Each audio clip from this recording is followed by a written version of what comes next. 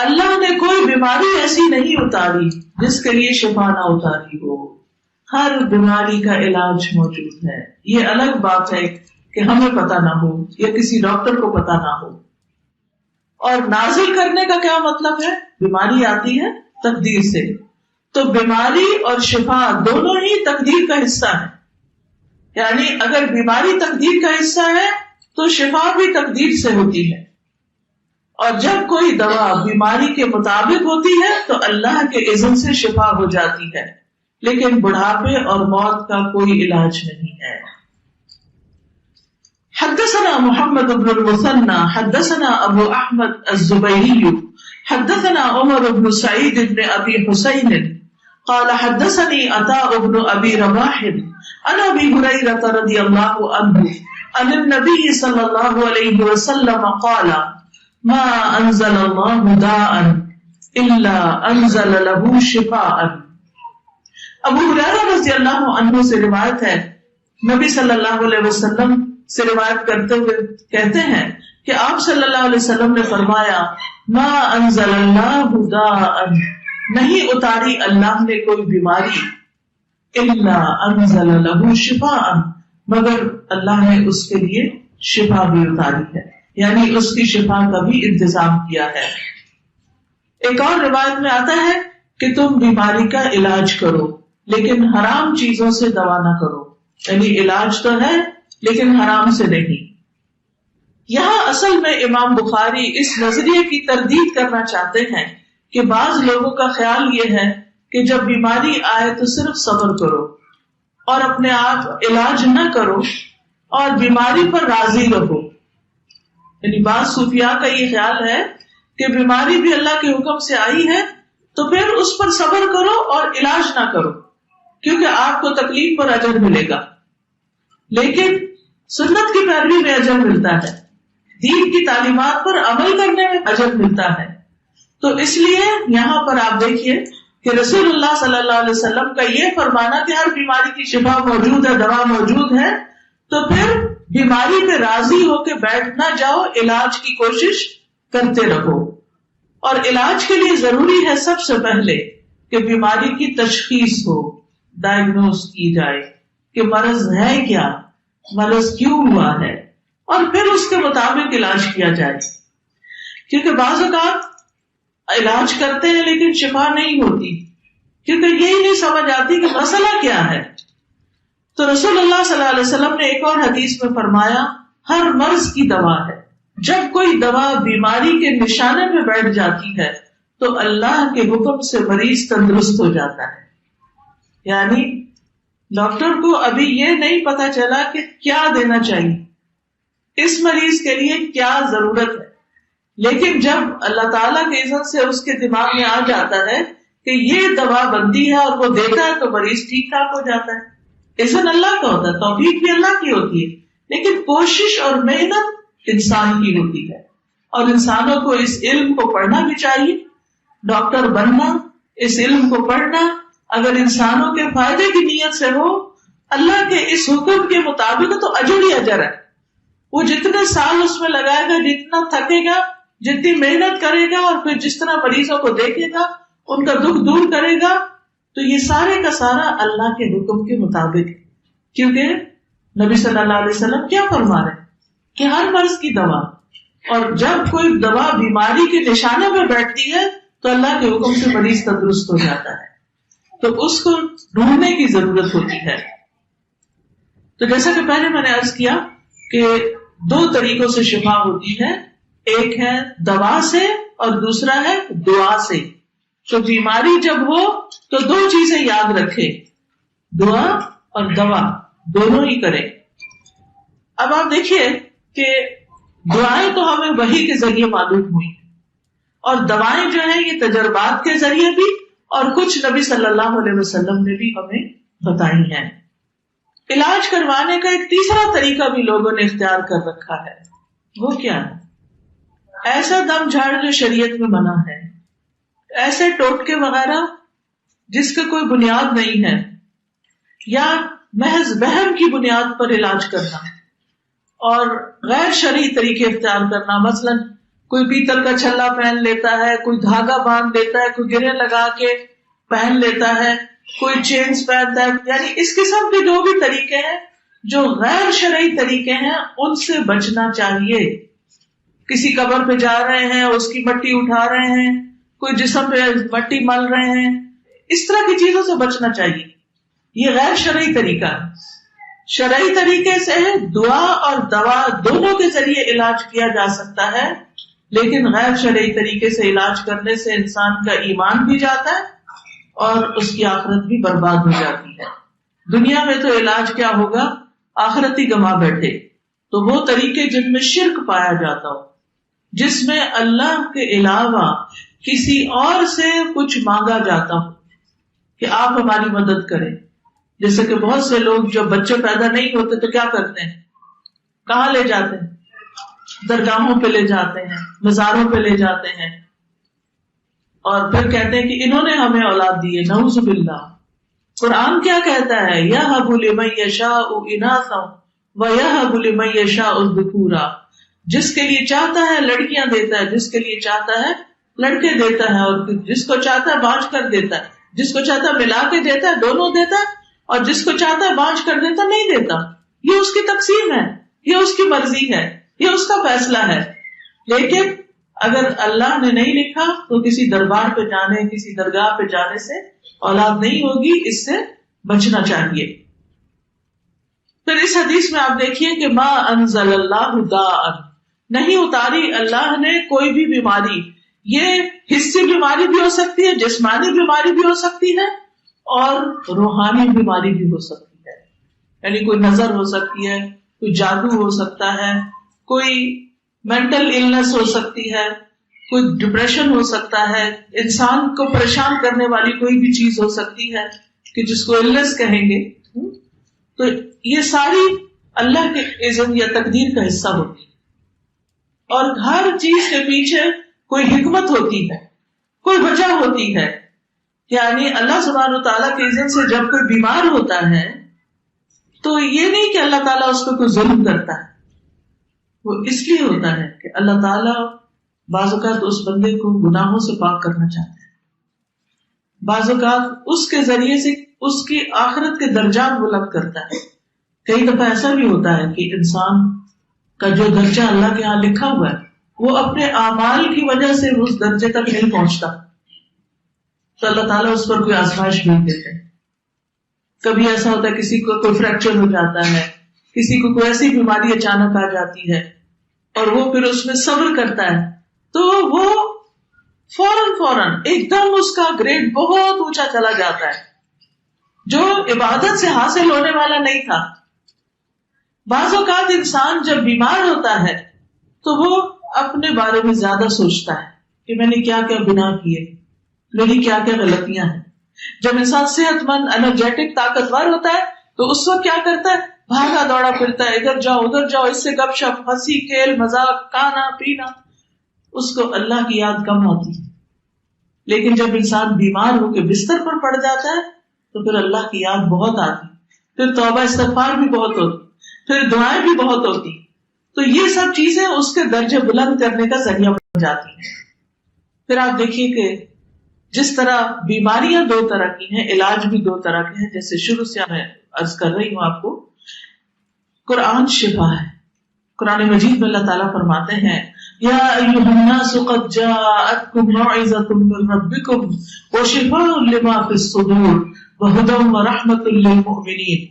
اے لوگو، بے شک تمہارے پاس تمہارے رب کی طرف سے عظیم نصیحت اور اس کے لیے سراسر شفا جو سینوں میں ہے.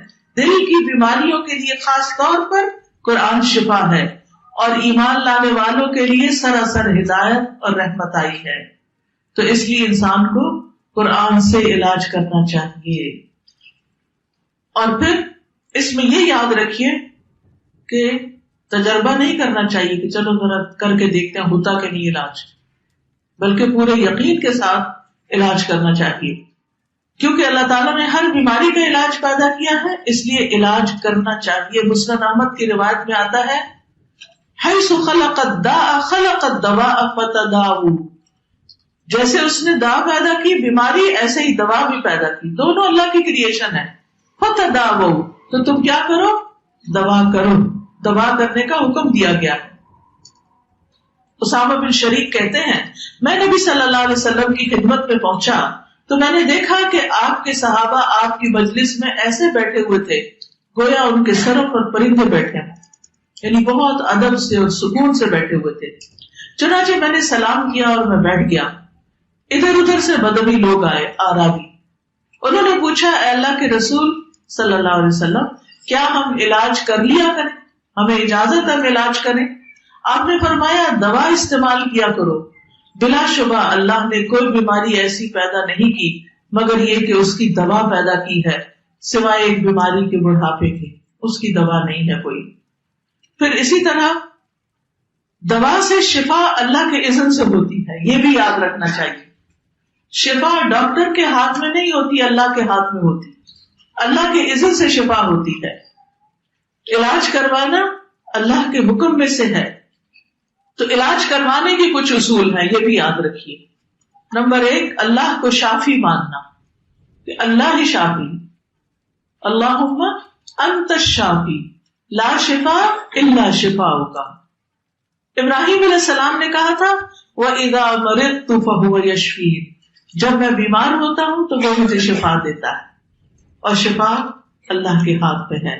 نبی صلی اللہ علیہ وسلم جب دم کیا کرتے تھے تو یہ دعا پڑھتے تھے امسح البأس رب الناس بیدک الشفاء لا یکشف الکرب الا انت. اے لوگوں کے رب تکلیف دور کر دے، شفا تو تیرے ہی ہاتھ میں ہے، تیرے سوا درد کو کوئی دور کرنے والا نہیں، یعنی اس تکلیف کو دور کرنے والا اور کوئی نہیں. پھر اسی طرح حدیث میں آتا ہے کہ طبیب تو اللہ ہی ہے، یعنی اللہ تعالیٰ کا ایک نام الشافی ہے اور ایک الطبیب بھی ہے. ابو رمزہ کہتے ہیں میرے والد نے رسول اللہ صلی اللہ علیہ وسلم سے عرض کیا مجھے آپ اپنی وہ چیز دکھائیں جو آپ کی پشت پر ہے، یعنی مہر نبوت جو تھی، کیونکہ میں طبیب ہوں. آپ نے فرمایا طبیب تو اللہ ہے بلکہ تو رفیق ہے، یعنی مریض کو تسکین اور دلاسا دیتا ہے. اس بیماری کا طبیب تو وہی ہے جس نے اس کو پیدا کیا ہے. تو اصل طبیب اور علاج کون کرتا ہے؟ اللہ ہی کرتا ہے. اللہ ہی بندوں سے تکلیفوں کو دور کرتا ہے. ایوب علیہ السلام کی بیماری کس نے دور کی تھی؟ اللہ سبحانہ وتعالیٰ نے. وَأَيُّوبَ إِذْ نَادَى رَبَّهُ أَنِّي مَسَّنِيَ الضُّرُّ وَأَنْتَ أَرْحَمُ الرَّاحِمِينَ. اور ایوب علیہ السلام جب اس نے اپنے رب کو پکارا کہ بے شک مجھے تکلیف پہنچی ہے اور تو رحم کرنے والوں میں سب سے بڑھ کر رحم کرنے والا ہے، تو ہم نے اس کی دعا قبول کر لی. کیا دعا کی تھی انہوں نے؟ انی مسنی الضر وانت ارحم الراحمین. تو اللہ تعالیٰ نے ان کی دعا قبول کر لی، بس اس کی جو بھی تکلیف تھی دور کر دی، اور اس کے گھر والے اور ان کے ساتھ اس کی مثل اور عطا کر دیے اپنے پاس سے رحمت کے لیے، اور ان لوگوں کے لیے یاد دہانی جو عبادت کرنے والے ہیں. تو اللہ سبحانہ وتعالیٰ جب انسان مصیبت کے وقت اس کو پکارتا ہے تو اللہ تعالیٰ بندوں سے مصیبت دور کر دیتا ہے. تو سب سے پہلے علاج کرواتے وقت دل میں کیا پکا یقین رکھنا ہے؟ شفا اللہ دیتا ہے. ڈاکٹر ایک وسیلہ ہے، ایک ذریعہ ہے، اس کو بھی یہ توفیق، یہ دماغ، یہ محنت، یہ سب کچھ، یہ سمجھ اللہ نے دی ہے. تو اللہ کے اذن سے شفا ہوگی. دوسری چیز کتاب اللہ سے علاج کرنا. ہم بعض اوقات صرف دوائیوں پر ڈیپینڈ کرتے ہیں جبکہ اللہ کی کتاب سے بھی شفا حاصل ہو سکتی ہے. سورۃ بنی اسرائیل میں اللہ تعالیٰ فرماتے ہیں وَنُنَزِّلُ مِنَ الْقُرْآنِ مَا هُوَ شِفَاءٌ وَرَحْمَةٌ لِّلْمُؤْمِنِينَ. اور ہم قرآن کے ذریعے سے وہ چیز نازل کرتے ہیں جو مومنوں کے لیے شفا اور رحمت ہے.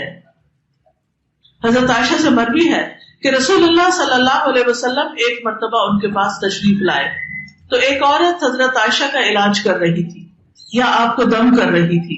تو آپ نے فرمایا عالجیہا بکتاب اللہ، اس کا علاج کتاب اللہ کے ساتھ کرو، یعنی اللہ کی کتاب میں سے کچھ پڑھ کر اس کو دم کرو جس سے اس کا علاج ہو. اللہ کی کتاب میں وہ کون سا حصہ ہے جس کا نام ہی الشفا؟ ماشاء اللہ، سورۃ الفاتحہ. سورۃ الفاتحہ سے علاج کیا جانا چاہیے کیونکہ ایک سفر میں صحابہ کرام نے ایک شخص جس کو بچھو نے کاٹ دیا تھا اس پر سورۃ الفاتحہ پڑھ کر دم کیا تو وہ درست ہو گیا. پھر سورۃ البقرہ سے علاج جیسے جادو وغیرہ کا، نظر کا، رسول اللہ صلی اللہ علیہ وسلم نے فرمایا سورۃ البقرہ پڑھا کرو کیونکہ اس کا پڑھنا باعث برکت ہے اور اس کو چھوڑ دینا باعث حسرت ہے. اس کے پڑھنے والے پر جادوگر قدرت نہیں پا سکتے. پھر معوذتین سے علاج، رسول اللہ صلی اللہ علیہ وسلم جنوں اور انسانوں کی بری نظر سے پناہ مانگا کرتے تھے یہاں تک کہ معوذتین نازل ہو گئی. جب یہ صورتیں نازل ہو گئی تو آپ نے ان کو لازم پکڑ لیا اور ان کے سوا دوسروں کو چھوڑ دیا. تو قرآن کے یہ حصے خاص طور پر، پھر اسی طرح آپ نے دیکھی ہوگی کتاب منزل یا رقیہ جس کو بولتے ہیں، ان آیات میں بھی اس طرح کے معنی پائے جاتے ہیں کہ بیماری میں ان کو بھی پڑھا جا سکتا ہے. پھر سنت سے علاج، قرآن سے علاج اور سنت سے علاج. انبیاء علیہ السلام کو قلبی اور روحانی ادویات دی گئی ہیں. ابن قیم کہتے ہیں کہ وہ وحی جو اللہ اپنے نبیوں کو کرتا ہے اس میں ایسی چیزیں ہوتی ہیں جس میں لوگوں کے لیے شفا ہوتی ہے. اس میں وہ دوائیاں بھی ہوتی ہیں جو بیماریوں سے شفا دیتی ہیں. یعنی وحی کے ذریعے صرف ڈوز اینڈ ڈونٹس ہی نہیں اترے، اس میں شفا کی باتیں بھی اتری ہیں. وہ کہتے ہیں وہ ایسی ہوتی ہے جن کی طرف بڑے بڑے ڈاکٹروں کی عقل نہیں پہنچ پاتی اور ان دوائیوں تک ان کے علوم، تجربات اور قیاسات نہیں پہنچ سکتے. اور وہ ادویہ قلبی اور روحانی ہیں. مثلا تھکاوٹ کے علاج کے لیے نبی صلی اللہ علیہ وسلم نے کیا نسخہ بتایا؟ رات کو سوتے وقت پیناڈول لے کے ساتھ 33 دفعہ سبحان اللہ، 33 دفعہ الحمدللہ، 34 بار اللہ اکبر. ڈر اور خوف دور کرنے کا نسخہ، جیسے بچے بھی ڈرتے ہیں نا، تو رسول اللہ صلی اللہ علیہ وسلم نے فرمایا جو رات سے خوف کھائے کہ وہ اسے پریشان کرے گی یا مال خرچ کرنے سے بخل کرے یا دشمن سے مقابلہ کرنے سے ڈرے تو چاہیے کہ وہ اس قول کی کثرت کر دے سبحان اللہ و بحمدہ. بس اتنا ہی ہے، سبحان اللہ و بحمدہ.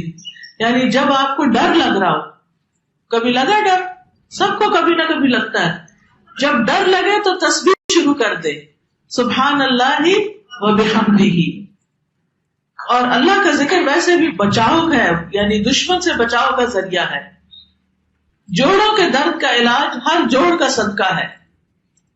نبی صلی اللہ علیہ وسلم نے فرمایا تم میں جو کوئی آدمی صبح کرتا ہے اس کے ہر جوڑ پہ صدقہ لازم ہوتا ہے. یعنی صبح ہم جب اٹھتے ہیں تو ہر جوڑ پہ صدقہ واجب ہو جاتا ہے کہ اس کا صدقہ نکالو. ہم عام طور پر صرف پیسے سے صدقہ نکالنا جانتے ہیں اور ہر ایک کے پاس پیسے تو نہیں ہوتے، تو پھر صدقہ کیا کرے؟ اشراق کے نفل، یعنی 2 نفل، ذرا دیر سے پڑھے تو 4، جلدی پڑھے تو اشراق.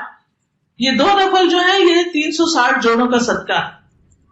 اسی طرح ہر مرتبہ سبحان اللہ کہنا صدقہ ہے، الحمدللہ کہنا صدقہ ہے، لا الہ الا اللہ کہنا صدقہ ہے، اللہ اکبر کہنا صدقہ ہے. تو آپ کیا پڑھ سکتے ہیں؟ ایک تسبیح کر لیں سبحان اللہ والحمدللہ ولا الہ الا اللہ واللہ اکبر، ٹھیک ہے. اور اگر ولا حول ولا قوت الا باللہ بھی پڑھے تو بہت اچھا ہے، لیکن اتنا کہنا بھی کافی ہے.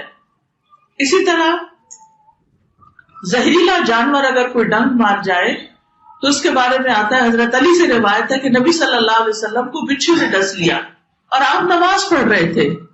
جب آپ نماز سے فارغ ہوئے تو فرمایا اللہ بچھو پہ لعنت کرے، وہ نہ نمازی کو چھوڑتا ہے نہ کسی اور کو. پھر آپ نے پانی اور نمک منگوایا اور آپ اس پر ملتے جا رہے تھے اور یہ سورتیں پڑھ رہے تھے، قل یا ایھا الکافرون، قل اعوذ برب الفلق اور قل اعوذ برب الناس. اس بچھو کی کاٹنے کی جگہ پر پانی اور نمک لگا کے یہ سورتیں پڑھ کے دم کر رہے تھے.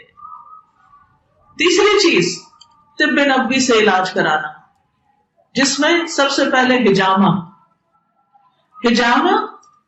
نبی صلی اللہ علیہ وسلم نے فرمایا اگر تمہاری دواؤں میں کسی میں بھلائی ہے تو پچنا لگوانے میں، حجامہ کرانے میں، یا شہد پینے میں، یا آگ سے داغنے میں ہے. اور اگر وہ مرض کے مطابق ہو، یعنی اگر وہ مرض کے مطابق، یعنی حجامہ ایسا کیا کہ بیماری کے مطابق ہے، پھر علاج فائدہ دے گا. اور میں آگ سے داغنے کو پسند نہیں کرتا. پھر اسی طرح سنن ابی داؤد کی روایت ہے، جس نے چاند کی 17، 19 اور 21 تاریخوں کو حجامہ کرایا اسے ہر بیماری سے شفا ہو جائے گی۔ پھر کلونجی کے دانوں میں موت کے علاوہ ہر بیماری سے شفا ہے۔ کلونجی کے تیل پر شرعی دم کر کے اس کو رکھ لیں اور جہاں کہیں تکلیف ہو اس کے اوپر لگائیں اور کھلائیں بھی۔ اس دفعہ میں نے تجربہ کیا، میں کراچی گئی تو جاتے ہی مجھے رستے میں جیسے ایئرپورٹ سے نکلتے ہی آگے گئی تو مجھے تھوڑا فلو ہو گیا، اور میرا جب ایک دفعہ فلو ہوتا ہے تو بہت ٹائم لیتا ہے اور بہت زیادہ ایک طرح سے مشکل میں ڈال دیتا ہے۔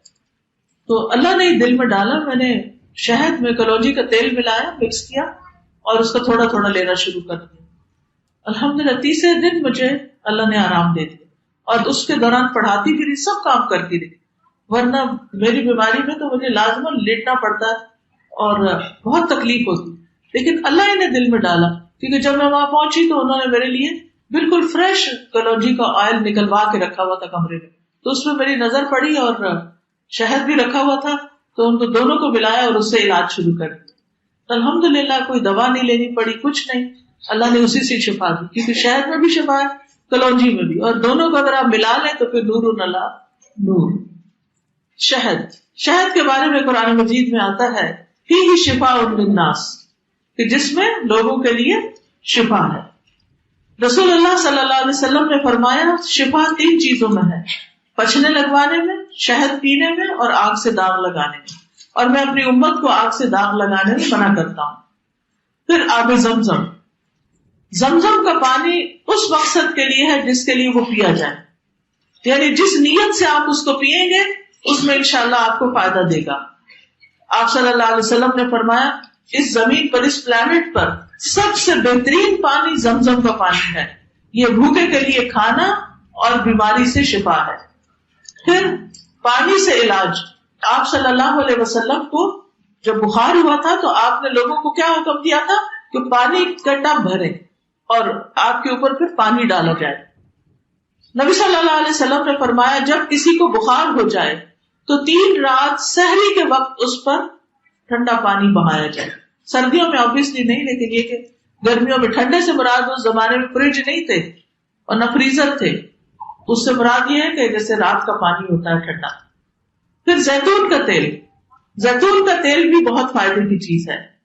نبی صلی اللہ علیہ وسلم نے فرمایا زیتون کھاؤ اور اس کو لگاؤ، بے شک یہ مبارک درخت سے ہے، یعنی زیتون پی بھی سکتے ہیں، خصوصاً جن کو ڈرائی کاف ہوتی ہے، اگر تھوڑا سا صبح نہار میں زیتون کے تیل کی چمچی چائے والی اگر پی لے تو الحمدللہ گلے کو سکون بھی ملتا ہے اور خشکی بھی دور ہو جاتی ہے، کھانسی کو بہت فائدہ دیتا ہے۔ پھر بیری کے پتوں سے علاج، خاص طور پر اگر نظر لگ جائے یا ویسے ہی بیماری ہو کوئی، تو بیری کے 7 پتے لے کر تازہ فریش، آپ کے شہر میں بیری ہوتی ہے؟ ہاں، ایک ہوتا ہے بیر نہیں، بیری، جو چھوٹے بیر ہوتے ہیں نا، اس کے پتے کم از کم 7 پتے لے لیں، اگر زیادہ بھی لے لیں کوئی حرج نہیں، لیکن کم سے کم 7 پتے ہونے چاہیے اس کے۔ ان کو آپ کوٹ لیں یا پیس لیں، آپ یہ بھی کر سکتے ہیں کہ پلاسٹک کا وہ ہوتا ہے نا لفافہ، اس کے اندر رکھ کے اس کو ڈبل کر کے اس کے اوپر سل کا بٹا جو ہوتا ہے یا کوئی بھی ایسی چیز، اس سے آپ مارتے جائیں تو وہ سارا کرش ہو جاتا ہے۔ اصل میں اس کو کرش کرنا ہوتا ہے پتوں کو، پھر اس کو پانی میں ملا دیں۔ آپ اس کا جوشاندہ بھی بنا سکتے ہیں، ابال بھی سکتے ہیں، اس سے سارا رس نکل آتا ہے، اور اگر نہیں ابالنا چاہتے تو بھی وہ پانی کے اندر ایسے ہی ہے جیسے آپ لیمو پانی بناتے ہیں نا، تو کچھ لوگ اس میں منٹ پودینہ ڈال دیتے ہیں، تو اسی طرح وہ کچھ اور نہیں ڈالنا، خالی پانی کے اندر پتے کوٹ کے وہ ڈال دینے، اور پھر اس کے بعد اس پر آیت الکرسی، سورۃ الفاتحہ، تینوں کل یہ پڑھیں، یعنی سورۃ فاتحہ سے شروع کر لیں، آیت الکرسی پڑھیں اور تینوں کل پڑھ لیں، بس اتنا بھی کافی ہے۔ اور اگر لمبا رقیہ پڑھنا چاہیں تو وہ بھی پڑھ سکتے ہیں، وہ اونچی آواز میں پڑھ کے اس پر دم کر لیں، اسی پانی میں سے 3 گھونٹ پی لیں، 3 سانس جیسے ہوتا ہے نا، پیتے ایک دفعہ، پیتے دوسری دفعہ، تیسری دفعہ، صرف نہیں، پیٹ بھر کے پی لیں آپ بے شک۔ اور یہ بھی ہو سکتا ہے کہ وہ پتے چھوٹے چھوٹے گلے میں آئے تو آپ اس کو چھان کر بھی پی سکتے ہیں، اور باقی جو پانی ہے اس کو زیادہ بالٹی میں ملا کر غسل کر لیں، یعنی نہانے میں اس کو استعمال کر لیں. آپ یہ بھی کر سکتے ہیں کہ جب نہا چکے تو آخر میں سارے جسم کو اس پانی سے دھو لیں. تو یہ بھی جس بیماری کے ختم ہونے کی نیت سے آپ کریں گے، ہر ایک کی بیماری الگ ہوتی ہے نا، تو یہ صرف کسی ایک خاص بیماری کے لیے نہیں، کسی بھی بیماری کے لیے فائدہ مند ہے. اور یہ ان لوگوں کے لیے بھی فائدہ مند ہے جن کو جادو کی وجہ سے، جن ہسبینڈ وائف کے بیچ میں تعلقات ٹھیک نہ ہو اور ان کو مشکل پیش آ رہی ہو. کوئی بات نہیں، کچھ نہیں ہوتا، کیونکہ وہ تو یعنی قرآن تو بیچ میں نہیں آیا نا، وہ تو اس کا اثر آئے. پھر اسی طرح جنگلی بکری کے گوشت سے علاج، پھر عود ہندی سے، پھر تلبینہ، مہندی. نبی صلی اللہ علیہ وسلم کو اگر کہیں زخم ہوتا یا کانٹا چبھ جاتا تو آپ زخم والی جگہ پر مہندی لگا لیتے تھے، تو اس سے وہ اس کو صاف کر دیتی. لیکن ممنوع ہے کچھ علاج، جیسے شرکیہ دم، شرکیہ چیزیں. پھر اسی طرح حرام ادویات، حرام میں شفا نہیں، حرام بذات خود بیماری کا باعث ہوتا ہے.